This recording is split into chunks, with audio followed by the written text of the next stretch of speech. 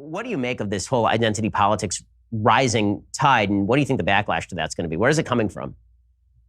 Well, it's coming mostly from the left. I mean, it's producing a counter effect on the right, which is white or even white male identity politics. And so it's natural to see that these two sides are amplifying one another. But on the left, it's much more troubling for me because the left is the space traditionally where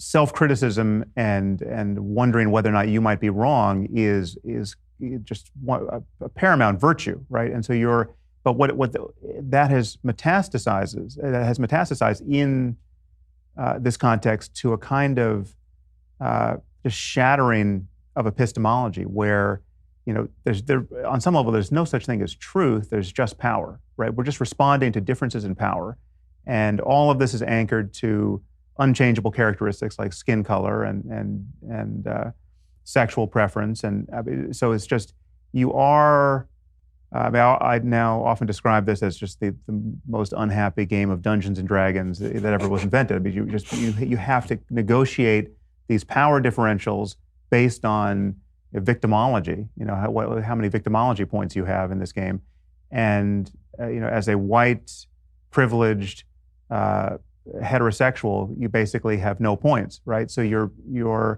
not empowered to have a credible opinion on any of the most important topics of our time, right? You're either just part of the problem with respect to all of these variables, and you're mansplaining, or your cultural appropriation, or your wading in here. I mean, so this is what happened with Ezra Klein. At one point, he said, we're two privileged white Jewish guys who shouldn't be talking about race at all, right? Like, this is not something we can weigh in on.